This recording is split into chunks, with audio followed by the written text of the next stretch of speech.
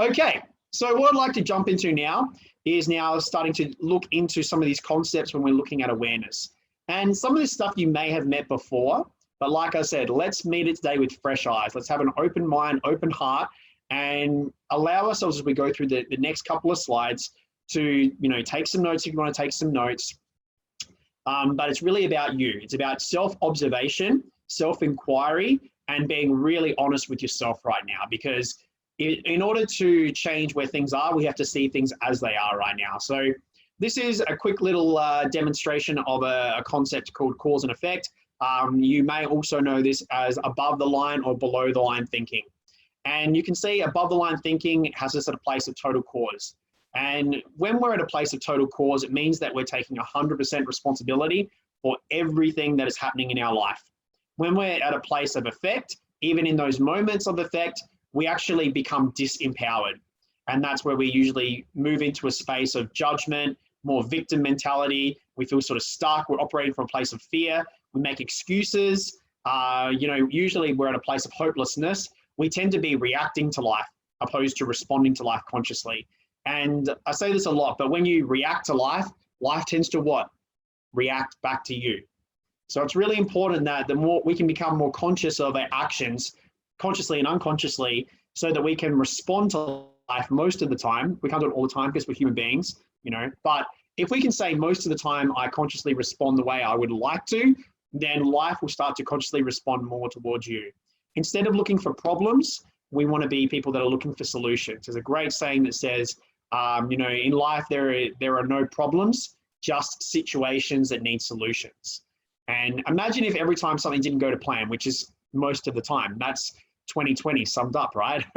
Hopefully not so much this year. But, ultimately, when we look at this idea of, this is just a situation that needs a solution, that has such a different energy to it too, doesn't it? As soon as we go, it's a problem, there's such a different energy to that. We're like based in fear, we're based in hopelessness, we're based in scarcity. But when we're, this is just a situation that needs a solution, straight away we can feel more calm about it, and we can start looking for the what? The solution, right? So when we're operating from a place of cause, now this can be a really hard pill to swallow, but they say the truth will set you free. And this is a place where if you look at my last story that I spoke into, I had two choices. I could either continue to blame everyone for the fact that by double clicking, I'll just double click on Ben's screen. Sorry, guys. I could blame everybody for the fact that, things were where they were, and I could, blame everybody else except myself, or I could take full responsibility and go, at some level, I have either attracted or enabled this reality right now. And that can be a bit of a hard pill to swallow, because then we go, well, what about all the things that happened when I was younger? What about all the things that, that abusive relationship, that person in that relationship? At some level, and you can either accept or reject this. This is totally up to you. At some level, there were certain things you did or did not do at the very start of the relationship, during the relationship, up until now, where you enabled that to occur. And it might have just been as simply as getting involved in the relationship in the first place. Now, it's not good or bad, though. We need to not look at these things where we had suffering as a bad thing necessarily. In Buddhism, one of the first noble truths, which is like the major teachings of how to sort of move through life in a gentle, beautiful way, the very first noble teaching in Buddhism actually speaks about this concept that we all suffer in life. If you are alive, you suffer. And that might sound really morbid. That might really sound like, oh, that's a bit depressing. But the thing is, we all suffer in different ways in life. Now, the difference is, as we consciously become more aware, we can decide to a degree how much. Because, like I said, you can be carrying your past around with you like a ball and chain, or you can use your past as leverage to really propel you somewhere really beautiful and to do some really beautiful things in the world. And we've had examples of that already in the group. And you don't have to look very far to see, some of the most influential people in all of history didn't exactly have a silver spoon in their mouth. They didn't exactly have the cushiest ride. You can probably think of plenty of people that have gone on to be some of the most influential people in history that had a really tough upbringing. But they didn't let their past define them, they let it empower them. And really, this is a process that consciously, if we can do this moment to moment, we can really step into a place of total responsibility. That we realize that in every moment, life is not happening to us, it's happening for us. We can actually step into this really empowered place. So I'll give you a really quick example of how this can play out moment to moment. I won't spend too much time on this, but until we can take full responsibility of the past, of our present moment, and dare I say it, the future as well, the future to come, that at some level we're either attracting or enabling it, then we're really at a place of disempowerment. If we can step into a place where we're totally accepting that at some level, consciously or unconsciously, we are attracting or enabling everything. We have attracted or enabled everything. And dare I say it, even when we were not even consciously doing so at even a young age, and this for some people maybe a hard concept to grasp right now, but it's said that even in this lifetime, it's already pre-written. There are some things from a karmic level that we are experiencing within this lifetime that ultimately are there to help dissolve certain karmas, to reveal our dharma. And when we talk about dharma, it's like that life purpose, the thing that we're meant to be doing in life, not just for ourselves, but for others in the world as well. So this is really this concept that we're speaking about. And when we operate from this place of cause, we take 100% responsibility, then we can operate from a place of, expansion, of love, where results driven. We look at things as, this isn't necessarily, I'm not failing right now. If something doesn't go to plan, it's feedback. We don't take things so personally. Ultimately, someone's opinion is just that, someone's opinion. However, we take on feedback constructively. We take action, we look for solutions, we're able to respond more consciously to life. Therefore, life starts to respond more consciously to us. And we're really looking at this abundance. So we're really mindset, if you like. And it's really stepping into acceptance. Instead of going, oh, why? It's like, well, things are happening the way they are because it's meant to at some level. And this is a place that puts us back into this space of empowerment. So an example of even moment to moment, how this can play out in life and how it can give you totally different results in life. Let's say I was driving my car and all of a sudden I pulled out onto the street and, I could see maybe the person was on their phone as they were driving along, and I pulled out onto the street and the person, bang, rear-ended me. Well, not ideal way to start the day. There's two ways I can go about this. I can either get out of the car, yell at the person, go, look what you've done, this is all your fault, you're an idiot, blah, blah, blah. And technically, he did rear-end me, so I could decide to take that way of thinking. But, maybe because I yelled at him, maybe because I, went off at this person and started blaming him, A, I didn't learn anything from the experience. B, ultimately he probably goes, that guy was a bit of an asshole. So now what I'm going to do is I'm going to take as long as possible to help him out with the insurance stuff. And you wonder why this bad luck is following you around. And then perhaps about 2 weeks later, because you didn't learn anything from the experience, you didn't slow your life down or didn't get off the phone yourself, then you rear-end someone. Why am I having all this bad luck? Well, this is a different way things can go. Imagine operating from a place of complete and utter cause, 100% responsibility. I'm not saying it's easy to do, but it is liberating and it changes your life significantly. So let's say that the same situation, I still see the guy on the phone, but think, it's going to be okay. I drive out onto the road, I get rear-ended. I quickly go, oh, I'm okay. The car's maybe not so okay, but the guy behind me is okay. All right.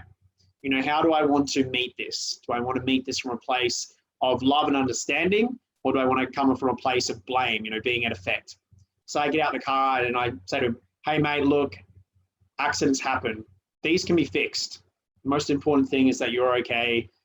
I'm okay. Let's just do this formality, the formalities of these things and get this sorted and let's move forward with this. But, not the greatest way to meet each other, but hey, I'm Ben and I'm just glad you're okay. The guy's like, oh, this guy's a good guy, and maybe he goes, thank you so much for being so understanding. you know, upon reflection, you being more calm has made me more calm in this process. And, you know, I really learned some lessons today. I'm going to call up the insurance company right now and get your stuff sent through so that, you know, you can get on your way. I'm sorry to inconvenience you and stuff as well.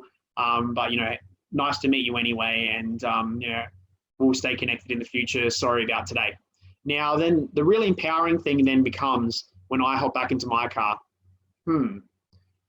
why did I attract this into my reality? What's the empowering lesson and learning here for me? You know what? Life has been moving pretty fast. Maybe this is a sign that I need to just slow things down. And you know what? That guy was on his phone.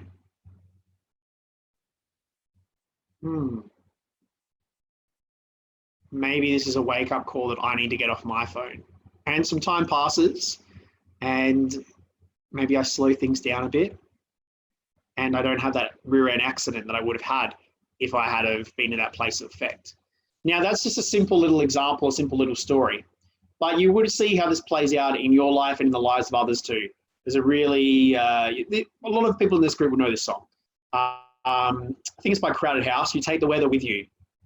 And essentially, what that's speaking about is, let's say that you're like, that's it, I've had enough of, we've got a lot of Adelaide people here. I've had enough of Adelaide, I'm going to pick up my life up and move it to Perth. They don't have COVID cases over there, right?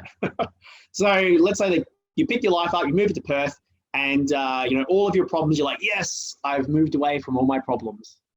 But then a month passes and you start attracting the same people, the same situations. And within a couple of months, pretty much life is exactly the same as it was when you were living in Adelaide. Why? Because you need to change for things to change. You just keep attracting the same cycles until you become a person of complete cause. Because at some level, we are either attracting or enabling certain things to take place in our life. If we blame, like we've all got different responsibilities, totally get that, totally get that. But if we are looking for excuses, we're looking for blame, then it takes us away from that empowerment. It puts us into a space of, in fact, disempowerment. Cool. So any questions about that concept, guys? Any questions about that concept? Just raise a hand if you have any questions. Awesome, awesome. Simple, but very, very powerful in so many different ways. Quickly just check the chat. Change the internal, not the external. Yes, awesome. Amanda, problems equal opportunity. Yes, we are all meaning making machines. Yes, that's true. And it is our choice, the meaning we give to the experience. Absolutely. Because when we look at meaning, what is attached to meaning is emotion. Whatever something means will have an emotion attached to it. That emotion then creates a physiological response and therefore a psychological loop.